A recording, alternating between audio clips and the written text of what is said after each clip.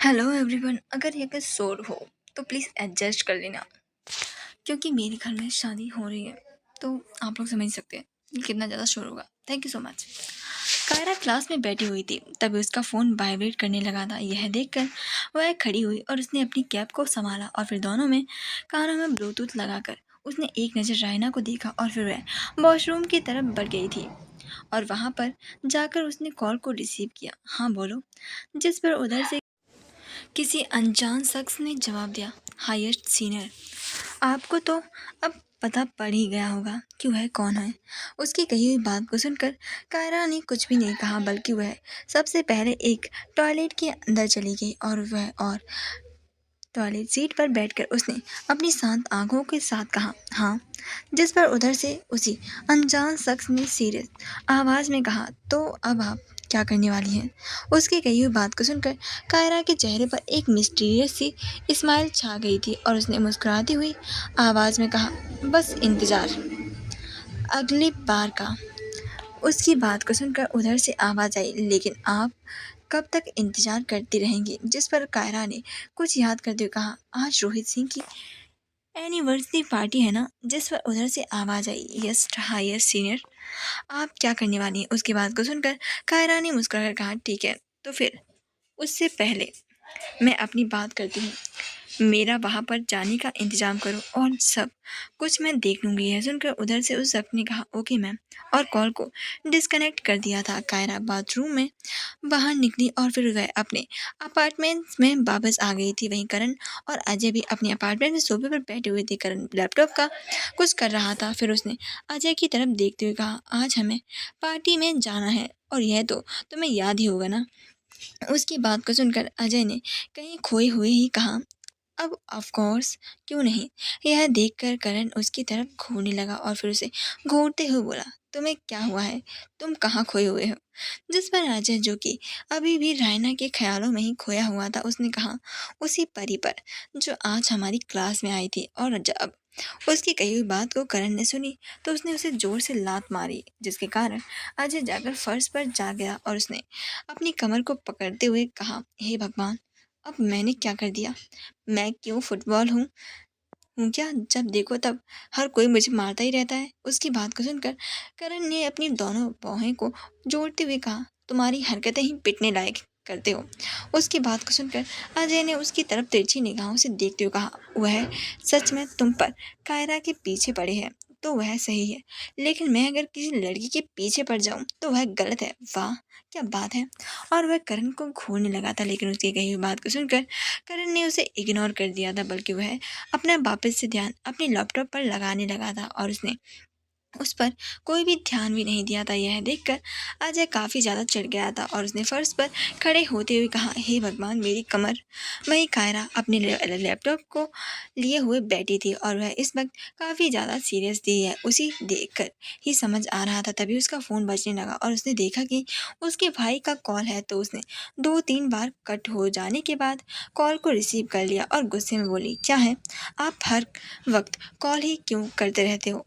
उस आपके पास कुछ और काम नहीं क्या। जिस पर उधर से आदित्य ने इरिटेट होते कहा, और तुम हमेशा गुस्सा ही क्यों करते रहते हो, कभी आराम से भी बात कर लिया करो। उसकी कही हुई बात को सुनकर कायरा ने झुंझलाते हुए कहा, आपने जिस काम के लिए फ़ोन लगाया है वह बताइए, वरना मैं आपको यहाँ से ब्लॉक कर दूंगी। यह सुनकर आदित्य की नाराज़गी के साथ कहा, तुम हमेशा एक ही धमकी देती रहती हो।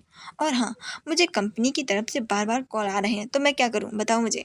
सभी चाहते हैं कि तुम कॉन्सर्ट करो और इस बार कॉन्सर्ट दिल्ली में ही होगा। तुम एक बार कर लो ना, वरना तुम्हारे फैंस मर जाएंगे। सभी लोग द सुपर सिंगिंग क्यारा को ढूंढ रहे हैं।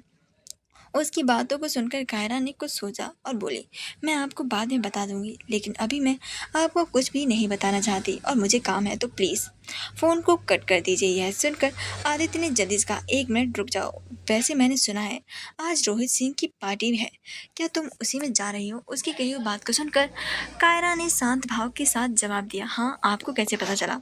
जिस पर आदित्य ने और उसने इसे हिदायत देते हुए कहा, बस पता किया है और कैसे, लेकिन तुम अपना ख्याल रखना। अगर कोई भी प्रॉब्लम हो तो प्लीज़ हमारे बॉडीगार्ड उसी शहर में तुम पर ही नज़र रख रहे हैं, तुम उन्हें अलर्ट कर सकती हो। जिस पर कायरा ने गुस्से में कहा, ठीक है, और कॉल को डिस्कनेक्ट कर दिया। शाम को ताज होटल के बैंक्वेट हॉल में पार्टी चल रही थी और वहाँ पर शहर के बड़े बड़े नामी गिरामी लोग आए हुए थे, क्योंकि यह पार्टी दिल्ली के सबसे बड़े और अमीर बिजनेसमैन रोहित सिंह की मैरिज एनिवर्सरी की थी। पूरा ताज होटल लाइट की रोशनी से जगमगा रहा था। वहाँ की सजावट काफ़ी खूबसूरत तरीके से की गई थी। वहाँ पर बड़े बड़े बिजनेसमैन, पॉलिटिक्स और एक्टर्स आए हुए थे और वहाँ पर दूसरे शहरों से भी बिजनेसमैन आए हुए थे। होटल के बाहर काफ़ी सारे मीडिया वाले भी खड़े हुए थे, जो कि हर हंसती खिंचती फोटो को खिंचा रहे थे। और वहाँ की सिक्योरिटी भी काफ़ी ज़्यादा टाइट थी, हर किसी की चेकिंग की जा रही थी, फिर चाहे वह कितना ही बड़ा आदमी क्यों ना हो।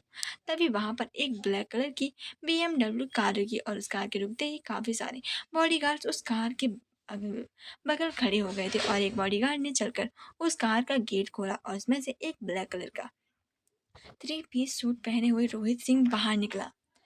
उसके हाथों में सोने की अंगूठियां दिखाई दे रही थी, जिसे देखकर साफ नजर आ रहा था कि उसे अपनी शानो शौकत दिखाने का काफ़ी ज़्यादा शौक है। उसके चेहरे पर एक अलग ही नूर था और उसकी आंखें काफ़ी भयानक थी।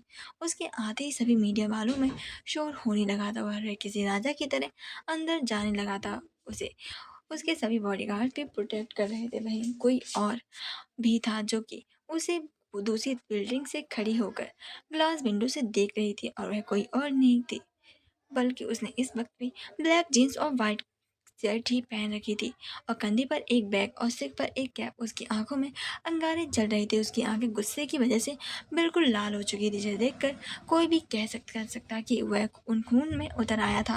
वह उसे ऊपर से खड़ी हुई एक टक गुस्से से घूर रही थी और फिर वह अंदर चला गया। कायरा ने अपने दोनों हाथों की मुट्ठियों को बीच लिया था। वह इस वक्त काफ़ी ज़्यादा गुस्से में थी और उसे उसका अतीत याद आने लगा था। वह एक छोटी सी बच्ची थी जो कि चीख चीख कर कह रही थी, मॉम डैड। उसकी आंखों के सामने ही उसकी माँ और उसके पिता दोनों को ही जान से मार दिया गया था। उसने अपनी आंखों को बंद कर लिया और अपने सर को नीचे झुका लिया और अपने एक हाथ को ग्लास की दीवार पर रख लिया और फिर उसने अपनी आंखों को एकदम से खोला। उसकी आंखों में प्रतिशोध की ज्वाला जल रही थी, जिसे देखकर कोई भी देखता तो वह उसे देखकर ही डर जाता और उसमें से एक खतरनाक ऑरा निकल रहा था। फिर उसने गुस्से में कहा, रोहित सिंह, बहुत सुकून से दिन जी रहे हो ले रहा था ना तुमने, अब तुम्हारा भी टाइम आ चुका है। अब मैं तुम्हें दिखाऊंगी कि किसी को खोने का दर्द क्या होता है। मैं तुम्हें इस कदर मजबूर कर दूंगी कि तुम्हें इस कदर खुद से नफरत हो जाएगी कि तुम खुद ही अपना गला घोट दोगे। मैं तुम्हारी नज़रों में तुम्हें इस कदर गिरार दूंगी कि तुम कभी भी खुद को माफ़ नहीं कर पाओगे। Just wait and watch. और उसके चेहरे पर एक मुस्कान आ गई, लेकिन उसकी आंखों में अलग ही अट्रैक्शन थी। तभी पीछे से उसके कंधे पर किसी ने अपना हाथ रखा। यह देखकर कायरा ने खुद को नॉर्मल किया और पीछे पलटी तो वहां पर उसके सामने रायना खड़ी हुई थी। लेकिन कायरा ने अपनी नज़रों को ऊपर से उठाकर उसकी तरफ नहीं देखा। वह सिर्फ पैरों को ही घूरती रही। रायना उसकी तरफ परेशानी नज़रों से देख रही थी। रायना ने उसकी तरफ देखते हुए परेशान आवाज़ में कहा, कायरा, तुम यहाँ क्यों आई हो? यहाँ तुम्हारा आना ठीक नहीं है। अगर तुम्हारे रोहित सिंह को तुम्हारे बारे में कुछ भी पता चला तो वो तुम्हारा बहुत बुरा होगा। वह तुम्हें बिल्कुल भी नहीं छोड़ेगा और इन 10 सालों में वह बहुत ही ज़्यादा बदल चुका है, कई ज़्यादा पावरफुल है। और तुम क्यों आई हो यहाँ पर? उसकी बात सुनकर कायरा ने उसकी नज़रों को ऊपर उठाकर उसकी आंखों में देखा।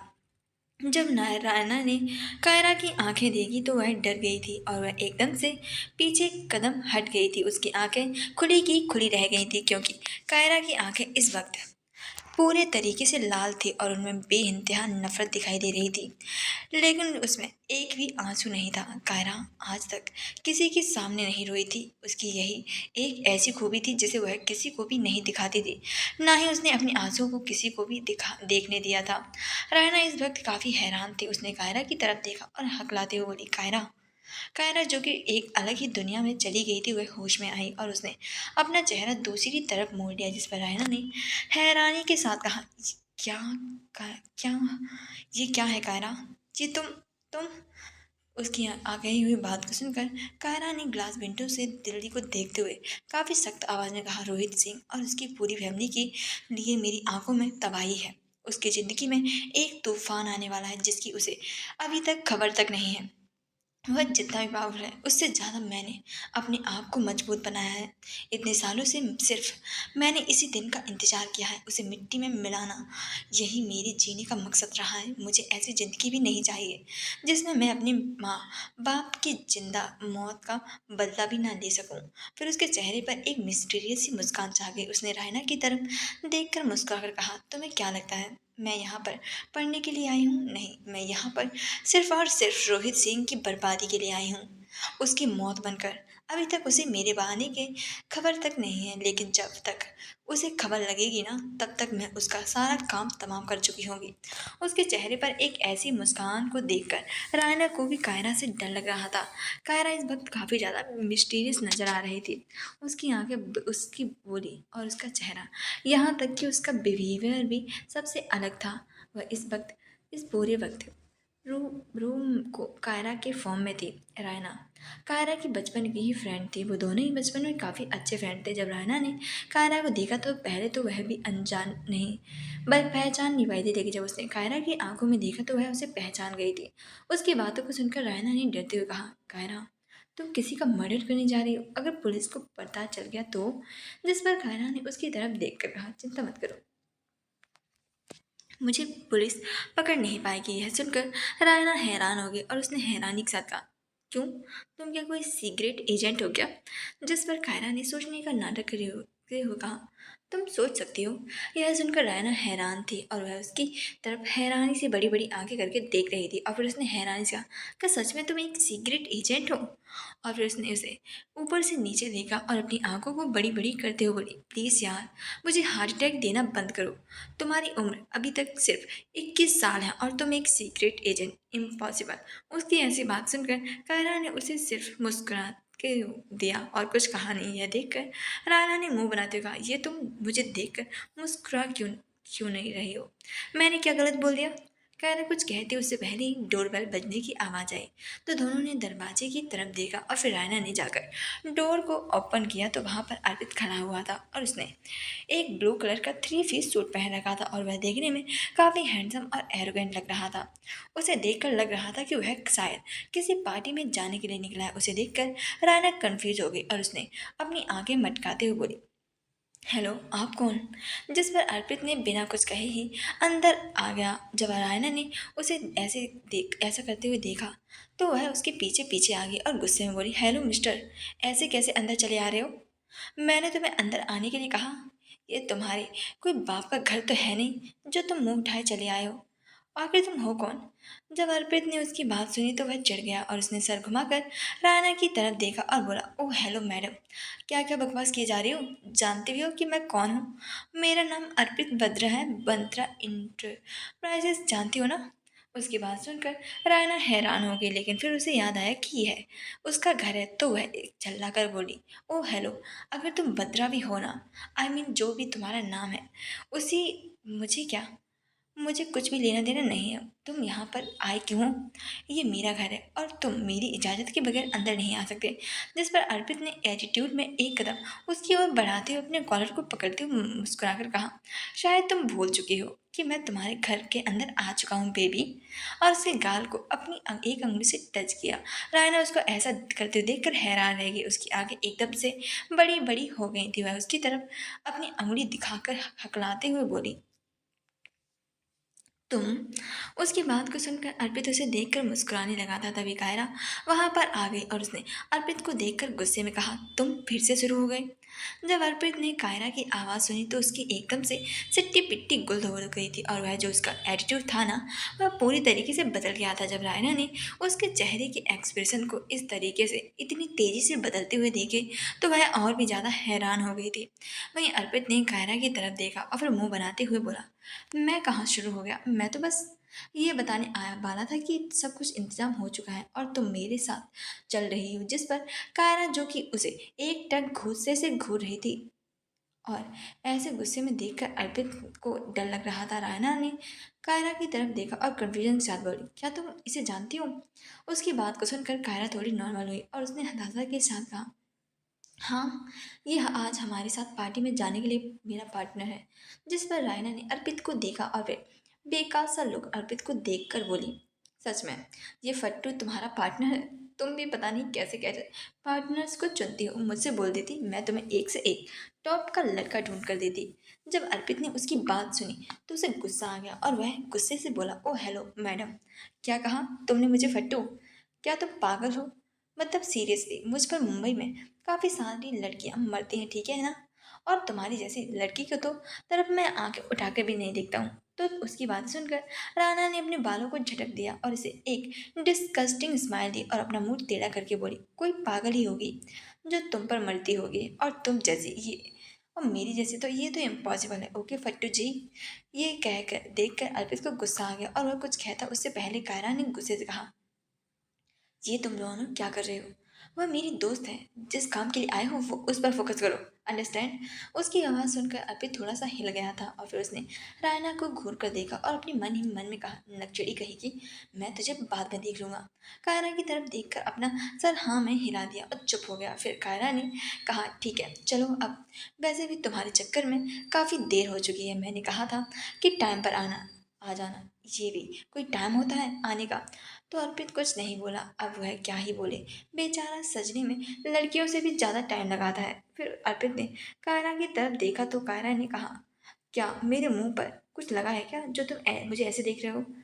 उसकी बात सुनकर अर्पित ने अपना मुंह बनाते हुए, आर यू मैड? सीरियसली तुम मेरे साथ ऐसे ही चल रही हो? जब कायरा ने उसके मुंह से मैड शब्द सुना तो उसकी आंखें गुस्से की वजह से लाल हो गई थी और वह गुस्से से बोली, क्या कहा तुमने? जिस पर अर्पित डर गया और उसने जल्दी से कहा, ओके ओके ठीक है ठीक है, लेकिन तुम सच में मेरे साथ ऐसे ही जाने वाली हो क्या? यार मेरी भी कोई इमेज है, ऐसे तो तुम किसी किलर से कम नहीं लगती हो। उसकी बात को सुनकर कायरा को गुस्सा आ गया था और वह जल्दी से उसकी तरफ बढ़ी तो रायना उसके बीच में आ गई और मुस्कुराते हुए बोली, हाँ यार ऐसे जाना सच में ठीक नहीं होगा। अगर तुम वहाँ पर जा ही रही हो तो ऐसे तैयार होकर जाओ ना कि सब लोग तुम्हें देखते ही रह जाएं और सभी की आंखें फटी की फटी रह जाएं। जिस पर कायरा उसे घूरने लगी है देखकर रायना का, एक मिनट तुम मेरे साथ चलो। उसकी बात को सुनकर कायरा ने बिना एक्सप्रेशन के साथ कहा, क्यों? जिस पर रायना ने उसके हाथ को पकड़ते हुए कहा, प्लीज चलना।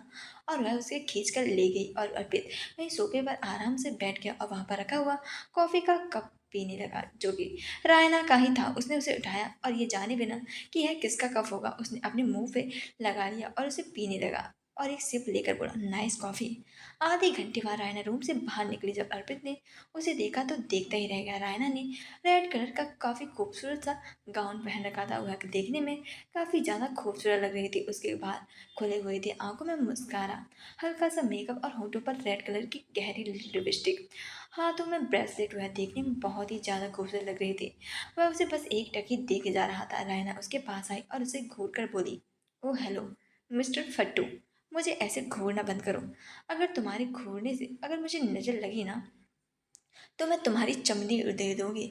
जिस पर अर्पित जब उसकी बात सुनी तो वह एकदम से इरिटेट हो गया था और वह उस पर चिल्लाने ही वाला था कि तभी रूम का दरवाज़ा फिर से खुला और दरवाज़ा खुलते ही आवाज़ सुनकर रायना अपने आप ही उस तरफ देखा तो उसकी आंखें फटी की फटी रह गईं और वह मुंह खोले उस तरफ देख रहा था। वहां पर कारा ब्लैक गाउन में खड़ी हुई थी और उसे अनकंफर्टेबल फील हो रहा था क्योंकि उसने आज तक ऐसे कपड़े नहीं पहने थे। अर्पित तो मानो जैसे पत्थर की एक मूर्ति बन गया था। वह उसे एक टक देखे जा रहा था। वहीं रायना भी कायरा को देखकर काफ़ी ज़्यादा खुश थी। उसने काफ़ी मशक्क़त जो की थी कायरा को तैयार करने में। कायरा अब कभी भी उस तरह के कपड़े पहनना नहीं चाह रही थी, लेकिन फिर भी राना ने बड़ी मुश्किल से उसे इसके लिए कन्विंस किया था। कायरा इतनी खूबसूरत थी कि ऐसा लग रहा था जैसे कि कोई आसमान से उतरी हुई परी आई हो। आंखों में गहरा काजल, होठों पर हल्की सी रेड लिपस्टिक और बालों का जूड़ा बना हुआ था जिसकी कुछ लटें उसके चेहरे पर आ रही थी। हाथों में एक डायमंड की ब्रेसलेट और पैरों में हाई हील्स। अगर उसे किसी ने भी देखा होता तो वह अपनी नज़रों को हटा ही नहीं सकता था। अर्पित तो तो अभी भी उसे घूरे ही जा रहा था। यह देखकर कायरा उसके पास आई और उसके पेट पर एक जोरदार किक मारी, जिसके कारण अर्पित, जो कि मंदमुग्ध होकर उसे देख रहा था, वह एकदम से जाकर पीछे सोफे पर गिरा और अपने पेट को पकड़कर बोला, हार्टलेस गर्ल, तुम सिर्फ देखने में ही अच्छी लगती हो और तुम्हें कुछ भी अच्छा नहीं है। जब तुम देखो तब गुस्सा और लड़ाई, इसके अलावा तुम्हें कुछ आता है भी है।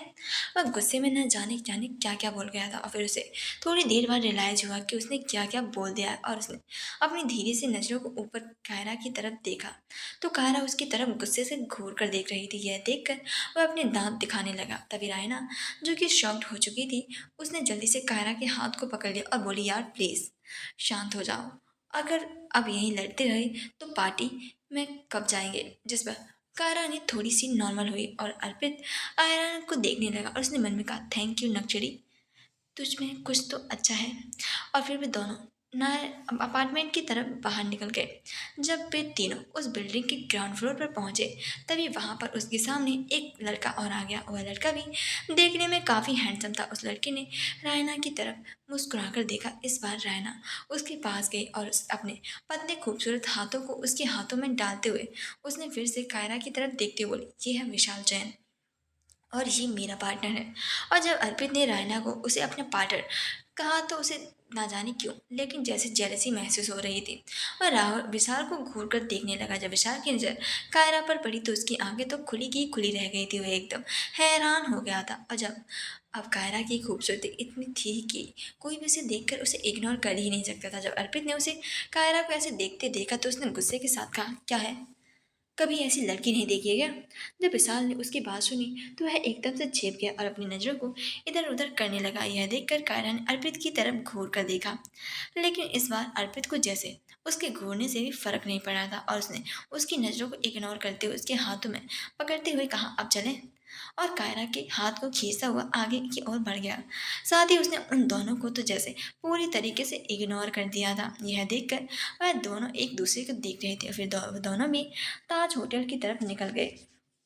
यह देखकर थोड़ी देर बाद रानी ने विशाल को घूर कर देखा और फिर उसे अपनी आंखें दिखाते हुए बोली, ओह हेलो मिस्टर, वह मेरी दोस्त है समझे।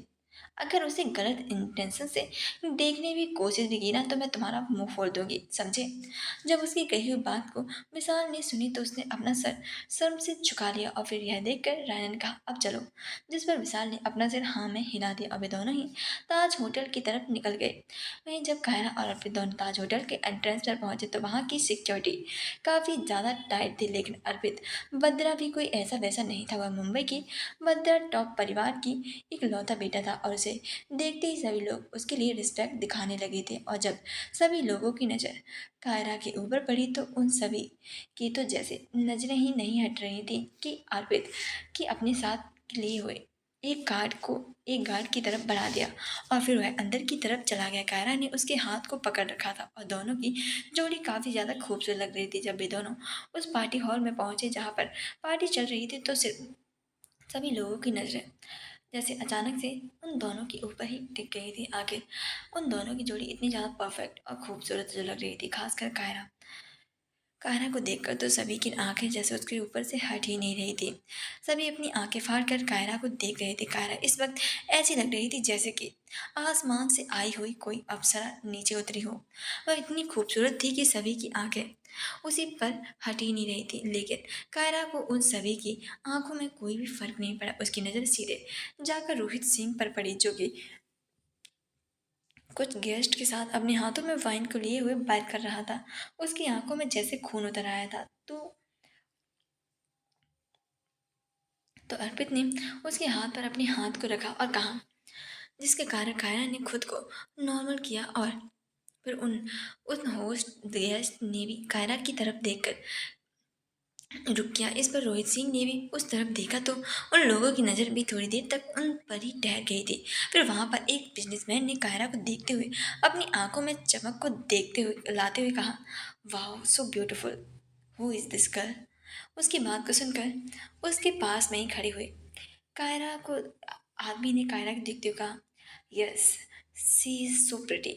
फिर उसने अर्पित के साथ देखते कहा, लेकिन उसके साथ तो मुंबई की फेमस बत्रा इंडस्ट्रीज का एक लौता वारिस यानी कि अर्पित बत्रा है ना। जिस पर तीसरे ने अर्पित की ओर देखते हुए कहा, हाँ सही कहा, ये है तो वही, लेकिन ये लड़की कौन है? ये देखकर चौथे ने अपना सिर हाँ में हिलाते हुए कहा, नो आइडिया। वहीं रोहित सिंह की तो उस लड़की दोनों पर पड़ी तो वहां पर से कायरा और अर्पित के बारे में ही बातें कर रहे थे।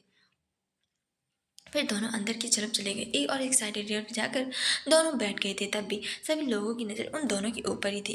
उन दोनों को कायरा को ऐसे देखकर अर्पित को तो खुद पर काफ़ी ज़्यादा गुस्सा आ रहा था कि उसने क्यों ही कायरा को कपड़े बदलने के लिए कहा था। फिर वहाँ पर गुजर रहे एक वेटर से उसने दो वाइन के गिलास लिए और एक गिलास उसने कायरा की तरफ बढ़ा दिया। कायरा की तरफ बढ़ा दिया और फिर वही कोई और भी था जिसकी नज़रें कायरा पर ही टिकी हुई थी। और जब से वह इस पार्टी हॉल में आई थी वह कोई और नहीं बल्कि करण ही था। करण और अजय भी उसी पार्टी हॉल में मौजूद थे और दोनों ही कायरा की तरफ ही देख रहे थे। वहीं अजय भी कायरा की तरफ घूर कर देख रहा था और उन दोनों के हाथों में भी एक वाइन का गिलास था। अजय ने हैरानी के साथ कायरा की तरफ देखते हुए कहा, यार क्या ये कायरा ही है? सीरियसली ओ माय गॉड, कितनी खूबसूरत है ये। इस पर करण ने उसकी तरफ घूर कर देखा जैसे उसे कायरा की तारीफ करना पसंद ही नहीं आया। वहीं यह बात जैसे ही अजय ने महसूस हुई उसने जल्दी से झूठा मुस्कुराकर कहा, अरे मैं तो बस ऐसे ही बोल रहा था। अब जब वह इतनी खूबसूरत लग रही है तो क्या अब मैं उसकी तारीफ भी नहीं कर सकता? जिसे सुनकर करण ने उसकी एक फीकी सी मुस्कान दी और मुंह को पिचकाते हुए बोला, जब तेरी बारी आ जाएगी ना तो उसकी कर लेना। और उसे घूरने लगा। उसकी कही हुई बात को सुनकर अजय का तो मुंह बन गया था जिसकी वजह से उसने सिर्फ मुस्कुरा दिया। तभी उसकी नजर दरवाजे पर पड़ी जहां से रायना और विशाल अंदर आ रहे थे। और जब अजय ने रायना को देखा तो उसकी आंखों में चमक आ गई थी। लेकिन फिर उसकी नजरें उसके साथ चल रहे विशाल पर पड़ी तो वह सोचने लगा कि ये लड़का कौन है, कहीं इसका बॉयफ्रेंड तो नहीं है ना। और इस ख्याल से ही उसका चेहरा मुरझा गया था। फिर उसने सोचा, शायद मैं गलत सोच रहा हूँ, ये कैसे हो सकता है। जिससे उसने वापस से उसकी नजरें चमकने लगी थी और वह रायना को देखने लगा था। रायना और विशाल अंदर आए और रायना ने एक नज़र कायरा की तरफ देखा और फिर दूसरी तरफ जाकर बैठ गई। वहीं कारण कायरा को ही देख रहा था। उसकी तो जैसे नजरें ही कायरा पर से हट ही नहीं रही थी और वही काफ़ी सारी नज़रें थी जो कि कायरा पर थी। लेकिन वही कायरा की नज़र किसी को ढूंढ रही थी। तभी उसकी नज़र बाहर काउंटर के पास खड़े हुए एक लड़के पर पड़ी। उसके पास आसपास कई सारी लड़कियां थीं जो कि उसके आगे पीछे किसी भंवरे की तरह मंडरा रही थी। वह लड़का देखने में 21-22 साल का लग रहा था और वह काफ़ी ज़्यादा हैंडसम भी था और गुड लुकिंग था और वह वाइन पर वाइन को पिए जा रहा था। उसे देखते ही कायरा के चेहरे पर एक मिस्टीरियस सी मुस्कान छा गई थी। जब अर्पित ने उसे मुस्कुराते देखा तो उसे काफ़ी अजीब लगा। फिर उसने उसकी नज़रों को फॉलो करते हुए उसी लड़की की तरफ देखा और फिर वह ध्यान से देखते हुए बोला, ये तो रोहित सिंह का बेटा सरोवर सिंह है ना। जिस पर कायरा ने भी बिना उसकी तरफ देखे हुए कहा, हाँ सही कहा, और आज इसका ही काम तमाम करना है मुझे। और जैसे अर्पित ने उसकी कही हुई बात सुनी वैसे उसकी हैरानी से आंखें बड़ी बड़ी हो गई थी और वह हैरान होकर उसकी तरफ देखने लगा और उसकी तरफ अपनी आंखों में बड़ी बड़ी करके देखने लगा। जिसे महसूस कर कायरा ने उसकी तरफ देखा और फिर उसे घूरते बोली, क्या हुआ, तुम इतनी हैरानी क्यों हो रहे हो? उसकी कही हुई बात को सुनकर और उसे नॉर्मल देखकर अर्पित ने उसे एक्सप्रेशन के साथ कहा, अब तुम इतने नॉर्मल होकर ये कहोगी तो हैरानी तो नहीं होगी ना, तो क्या क्या होगा? और इसने ऐसा क्या कर दिया जो तुम उसे मारना चाहती हो, जबकि तुम्हारी दुश्मनी तो उसके पिता से है ना। तो फिर तुम किसी मासूम की जान कैसे ले सकती हो? तुम तो ऐसा कभी नहीं करती हो ना। जब उसकी कही हुई बात को कायरा ने सुनी तो उसका चेहरा पूरी तरीके से बदल गया था। उसके चेहरे पर गुस्सा साफ दिखाई दे रहा था और उसकी पकड़ उसके हाथ पर पकड़े हुए वाइन के गिलास पर कस गई थी। उसने अर्पित की तरफ देखते हुए गुस्से में कहा, मासूम ये जितना मासूम दिखता है ना उतना ही है नहीं। इस लड़के की वजह से न जाने कितनी ही लड़कियों ने अपनी ज़िंदगी बर्बाद कर ली है और ना जाने कितनी लड़कियों को इसने हरेस किया है। एक नंबर का कमीना है और अपने चिचोरेपन की इसने सारी हदें पार कर दी हैं। और फिर उसके चेहरे पर एक डिस्कशन सी स्माइल आ गई थी। उसने सिरवट को देखते हुए कहा, और आज मैं इसे उस सब का एहसास करवा कर रहूँगी कि किसी लड़की के साथ बलात्कार करने का क्या दर्द होता है, किस तरह से लड़कियाँ अब उसके सामने चिल्लाती हैं और चीखती हैं। लेकिन उसने एक भी उस लड़की की आवाज़ को नहीं सुना था और मैं आज इसे ऐसा इतना तड़पाऊंगी कि उसे खुद पर भी अफसोस होने लगेगा। उसकी कही हुई बात को सुनकर अर्पित पूरी तरीके से हैरान था। अब उसका भी खून खौलने लगा था और उसने गुस्से के साथ उसकी तरफ देखते हुए कहा, ऐसा घटिया इंसान को तो जिंदा ही नहीं रहना चाहिए। वहीं कोई और भी था जो सिर्फ और सिर्फ कायरा को ही देख रहा था। उसकी नज़र कायरा से एक पल के लिए भी नहीं हटी हुई थी। वह जब से इस पार्टी में आई थी तब से उसकी नज़र उसकी तरफ ही थी। साहिल ऊपर खड़ा हुआ था और उसकी तीखी नज़रों में चमक साफ दिखाई दे रही थी। उसकी नज़रें कायरा पर ही बनी हुई थी। वह कायरा को अपनी चील जैसी आंखों से घूरे जा रहा था। उसके पीछे से एक लड़का खड़ा हुआ था जो कि देखने में लग रहा था कि उसका असिस्टेंट था। उसने राहुल से पीछा नजरें करते हुए कायरा को देखा तो उसकी ने देखते हुए वह एकदम से शॉक्ड हो गया और वह हैरानी के साथ बोला, बॉस बॉस ये तो वही है ना जिसने आपके सारे लोगों को मार डाला। ये तो सीक्रेट एजेंट हाईएस्ट सीनियर है ना जिसका नाम। उसने सोचते हुए जल्दी में कहा, हाँ वो कायरा कायरा है ना। वहीं जब उसकी कई बात को साहिल ने सुनी तो उसने बिल्कुल भी अपनी नज़रों को कायरा पर से नहीं हटाया बल्कि उसकी तरफ ही देखते कहा, हाँ ये वही है। उसकी कही हुई बात को सुनकर उसका असिस्टेंट साहिल को हैरानी से देखने लगा और उसने हैरानी के साथ बोला, लेकिन बॉस यानी कि आप यहाँ पर इसके लिए ही आए हैं। उसकी कही हुई बात को सुनकर साहिल ने कुछ भी नहीं कहा लेकिन उसका असिस्टेंट समझ चुका था कि आखिरकार उसके बॉस का चुप होने का क्या मतलब है, जिसकी वजह से उसने भी कुछ बोला सही नहीं समझा। वहीं दूसरी तरफ कायरा अपनी नज़रों को इधर उधर दौड़ा रही थी कि तभी उसकी नज़रें ऊपर खड़े हुए साहिल की नज़रों से जा मिली और जैसे दोनों की नजरें मिली तो ऐसा लगा जैसे किसी ने समुद्र में भूचाल आ गया हो। तो कायरा की भौहें साहिल को देखकर ही एकदम से सिकुड़ गई थी और उसकी आंखें भी छोटी हो गई थी। वहीं साहिल की आंखें अंगारे उगल रही थी। ऐसा लग रहा था जैसे दोनों की आंखों ही आंखों में बहुत सी बातें कर चुके हों। वही कायरा ने अपनी नजरों को उस पर से हटा लिया था लेकिन साहिल अभी भी कायरा को घूर रहा था। तभी उसके असिस्टेंट ने उसके पास आकर उसके कान में कहा, बॉस आपको रोहित सिंह बुला रहा है।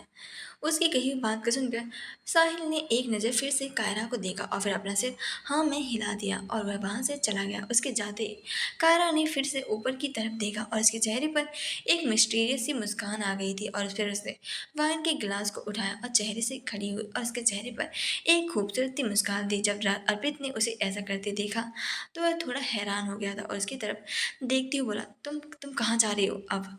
उसकी कही हुई बात को सुनकर कायरा ने उसकी तरफ देखा और फिर अपने चेहरे पर एक हल्की सी स्माइल को लाते हुए कहा बोली, शिकार को अपने जाल में फंसाने। और फिर वह श्रवण की तरफ देखते हुए उसकी तरफ चलने लगी और फिर वहीं उसकी कही बात को सुनकर अर्पित अपना मुंह खोले उसे देख रहा था लेकिन फिर एकदम से उसने कायरा की चिंता भी होने लगी थी कहीं कुछ गलत ना हो जाए और कायरा कहीं पकड़ी न जाए। लेकिन उसे कायरा पर पूरा भरोसा था कि ऐसा तो कभी भी हो ही नहीं सकता था, जिसकी वजह से उसे थोड़ा तसल्ली भी थी। लेकिन फिर भी उसे डर तो लग ही रहा था लेकिन इसीलिए उसकी नज़र हर पर कायरा पर ही बनी हुई थी। वहीं करण और अजय भी लोगों से बात करने में बिजी हो चुके थे। कायरा बार बार काउंटर के पास गई जहाँ पर श्रवण खड़ा हुआ था। वह कहा तो कायरा से और अपनी खूबसूरत नीली आंखों से श्रवण की तरफ देखने लगी। वहीं श्रवण जो कि वाइन पर बांट पी रहा था तभी उसकी नज़र कायरा पर पड़ी। जैसे ही उसने कायरा पर देखा तो उसकी नज़रें उसी पर टिक गईं। उसकी आंखों में एकदम से चमक आ गई थी और उसकी आंखों में हवा साइज दिखाई दे रही थी। वह लड़का के कदमों के साथ कायरा की तरफ पहुंचा और कायरा उसकी तरफ देखकर मुस्कुरा रही थी। श्रवण ने लड़खड़ाती हुई आवाज में कहा, hey beautiful lady, are you alone. उसकी कही हुई बात को सुनकर कायरा ने उसकी तरफ मुस्कुराकर देखते हुए सडेक्टिव वॉइस में कहा, क्या तुम्हें यहाँ कोई और दिखाई दे रहा है क्या। ये सुनते ही श्रवण की आंखें चमकने लगी थी और उसने अपने एक हाथ को कायरा की कमर पर डाल दिया।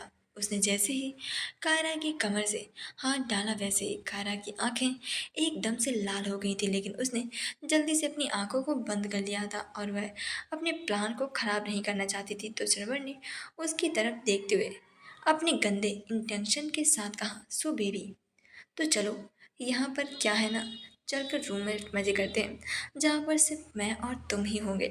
उसकी बात सुनकर कायरा ने सिर्फ मुस्कुरा दिया। श्रवण लड़खड़ाते हुए कदमों से कायरा को एक रूम में ले जाने लगा था कि कायरा तभी करण की नज़र भी कायरा पर पड़ी और कायरा को देखते हुए उसकी आंखें भी छोटी हो गई थी। वही श्रवण कायरा को एक रूम में ले गया और वह रूम काफ़ी बड़ा था और वहाँ पर एक बड़ा सा बेड था। वहाँ पर हर एक चीज़ को काफ़ी लग्जेरियस थी, काफ़ी इस तरीके से सेट की गई थी। वह उसे बेड की तरफ ले गया और कायरा को बेड पर बैठा दिया, खुद भी बैठ गया और उसकी आंखों में कायरा के लिए गंदे इंटेंशन साफ दिखाई दे रहे थे। उसकी आंखें कायरा को देखकर ही चमक रही थी। यह देखकर कायरा की आंखों में एक अलग ही चमक थी जो कि उसके अलावा कोई और नहीं समझ सकता था। और जैसे श्रवण ने उसके करने के लिए अपने हाथों को बढ़ाया और वैसे कायरा ने उसके हाथ को पकड़ लिया, जो देखकर सिरवट हैरान हो गया था। उसकी नजरें हैरानी से कायरा को देखकर चेहरे पर मुस्कान आ गई थी और उसने मुस्कुराते उसकी तरफ देखा और फिर वह उसके गले में पहनी हुई टाई को निकालने लगी। यह देखकर सिरवट के चेहरे पर भी एक मुस्कान आ गई थी। फिर उसने हंसते हुए अपनी आंखों में चमक को लाते हुए कहा, ओ तो पहले तुम शुरू करना चाहती हो, कोई बात नहीं, मैं शुरू करूँ चाहे तुम करो, बात तो एक ही ना।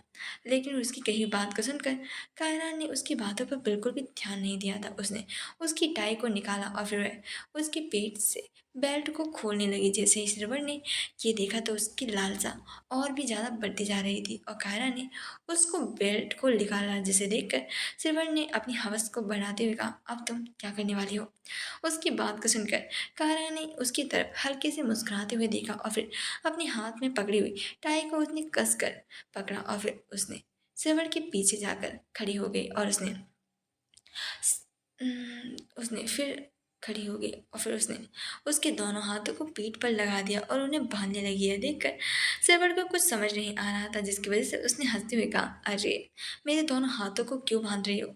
अगर तुमने मेरे दोनों हाथों को ही बांध दिया तो फिर मैं शुरू कैसे करूँगा। उसकी कही बात को सुनकर कायरा मुस्कुराते हुए उसके सामने आई। फिर उसने एकदम से ही उसके चेहरे के इन एक्सप्रेशन पूरी तरीके से चेंज हो गए थे और उसने अपने हाथ का एक पंच बनाया और उसके चेहरे पर दे मारा। जैसे वह पंच श्रवण के मुंह पर पड़ा, उसके नाक से अचानक से खून निकलने लगा था और उसने हैरानी से कायरा की तरफ देखा। लेकिन फिर एकदम से उसकी आंखें देखकर उसका भी रंग थोड़ा सा चेंज हो गया था और उसने अपनी आंखों को उसे घूर कर देखते हुए कहा, कौन हो तुम और तुम यहाँ पर क्यों आई हो। उसकी कही हुई बात को सुनकर कायरा के चेहरे पर एक हल्की सी लेकिन बड़ी सी मुस्कुराहट आ गई थी और उसने मुस्कुराते हुए कहा, मैं वैसे तो तुम्हें नहीं बताती कि मैं कौन हूँ, लेकिन अब जब तुम मरने ही वाले हो तो मैं तुम्हें बता दूँ कि मैं कोई और नहीं, तेरी और तेरे उस बाप रोहित सिंह की मौत हूँ, ठीक है ना। यह सुनकर शिवर की आंखें बड़ी बड़ी हो गई थी, लेकिन फिर थोड़ी देर बाद उसका चेहरा जैसे गुस्से से भर गया था और उसने चिल्लाते हुए कहा, तू उन्हें मारेगी, ये तो जो तू कर रही है ना ये ठीक नहीं कर रही है, और अगर मेरे डैड को कुछ भी पता चला तो वह तुझे जिंदा नहीं छोड़ेंगे। उसकी ऐसी बातें सुनकर कायरा पर इसका कोई भी असर नहीं पड़ा था। बस उसने मुस्कुराकर उसके चिन को कसकर पकड़ लिया और फिर उसकी आंखों में गुस्से की वजह से आग जलने लगी थी। उसने गुस्से के साथ कहा, और जब तक मेरे बाप को पता चलेगा ना तब तक तुम और मैं तेरा काम तो तमाम कर चुकी होगी और फिर तेरे बाप की ही बारी है, चिंता मत कर, वह भी तेरे पास जल्दी ही आ जाएगा। फिर उसने वहां पर रखे उस बेल्ट को उठा लिया। वहीं यह देखकर सिमर ने एक नज़र उस बेल्ट की तरफ देखा और फिर एक नज़र कायरा की तरफ देखते बोला, क्या करने जा रही हो तुम। उसकी कही हुई बात को सुनकर कायरा ने उस बेल्ट को अपने हाथ में कसकर पकड़ते हुए कहा, चिंता मत करो, बस तुम देखते जाओ कि मैं क्या क्या करने वाली हूँ। और फिर उसने उस बेल्ट को कसकर पकड़ा और उसने सिरवर को मारने लगी। यह देखकर सिरवर चिल्लाने लगा, और छोड़ो मुझे, छोड़ो, क्या कर रही हो तुम, छोड़ो मुझे। लेकिन कायरा उसे बुरी तरीके से बेल्ट पर बेल्ट मारे जा रही थी और उसे बिल्कुल भी दया नहीं आ रही थी। वह बड़ी बेरहमी के साथ उस पर बेल्ट से वार की जा रही थी, जिसके कारण सिरवर ने उसके कपड़े फट चुके थे और उसके शरीर से जगह जगह से खून निकल रहा था और वह पूरी तरीके से चीख रहा था, चिल्ला रहा था और बार बार उससे भीख मांग रहा था कि उसे छोड़ दो। उसकी चीखें काफ़ी ज़्यादा दर्दनाक थीं। अगर कोई भी उसकी चीखों को सुनता तो उसका दिल ही पिघल जाता, लेकिन कायरा का दिल तो जैसे पत्थर का बना हुआ था, वह जैसे पिघल कैसे सकता था। वह उसे कोई भी फ़र्क नहीं पड़ा था। वह उस बेल्ट की बारिश उसके ऊपर लगातार किए जा रही थी। बेल्ट पड़ने की वजह से सिरवट की हालत ख़राब हो चुकी थी। वह तो बेहोशी की कगार पर पहुंच चुका था, लेकिन कायरा इतनी बेरहम थी कि उसने इस पर बिल्कुल भी ध्यान नहीं दिया था और वह उसे लगातार बेल्ट से मारती जा रही थी, जिसके कारण सिरवट की आंखों के आगे अचानक से अंधेरा छा गया था और वह बेहोश हो गया था। उसके बेहोश होने पर भी कायरा उसे पागलों की तरह पीट रही थी। इस वक्त उसके ऊपर एक अलग ही तरह का भूत सवार था और वह अचानक से लगातार उस पर बेल्ट पे बेल्ट बरसाई जा रही थी, जिसके कारण सिल्वर का शरीर पूरी तरीके से खून से लथपथ हो चुका था और उसके खून के छींटे कायरा के पूरे कपड़ों पर पड़ रहे थे और उसके चेहरे पर भी कुछ खून के छींटे पड़ चुके थे। उसकी आंखें इस वक्त सुर्ख लाल हो चुकी थी और वह अपने गुस्से को दिखाई दे रही थी। फिर वह रुक गई और फिर उसने उस बेल्ट को फेंक दिया, लेकिन उसका गुस्सा अभी तक काम नहीं हुआ था। उसने एक जोरदार लात सिरवर पर मारी और कायरा के कानों में उन लड़कियों की आवाज़ गूंज रही थी जिनके साथ सिरवर ने गलत व्यवहार किया था और उनका बलात्कार किया था। उसके माता पिता किस तरह से रो रहे थे और गिड़गिड़ा रहे थे, लेकिन किसी ने भी उसकी आवाज़ को नहीं सुना था। सभी उसे नजरअंदाज किया था। उसके कानों में लगातार रोने की आवाज़ें गूंज रही थी, जिसके कारण उसने अपने कानों को अपने दोनों हाथों से ढक लिया था और वह जोर से चीखी। उसके चीखने की आवाज़ पूरे रूम में गूंज उठी, जिसके वह कमरा साउंड प्रूफ था, इसीलिए वह बाहर नहीं जा सकती थी। फिर भी कायरा वहीं पर फर्श पर अपने दोनों घुटनों के खुद को समेट कर बैठ गई और वह श्रवण को एक टक घूरने लगी। तो आपको स्टोरी कैसी लगी प्लीज़ कमेंट में ज़रूर बताना। और हाँ, बेहनता इसके तो से वो भी जल्दी आ जाएगी 10 बजे तक या फिर 11 बजे तक, लेकिन आप लोग प्लीज़ ज़्यादा हाइपर मत होइए क्योंकि मुझे टेंशन होने लगती है और यहाँ पर शादी हो रही है। तो प्लीज़ प्लीज़ प्लीज़ थोड़ा सा तो आप समझ सकते हैं ना कि मैं अभी किस सिचुएशन में हूँ। यहाँ पे सवाल थैंक यू सो मच।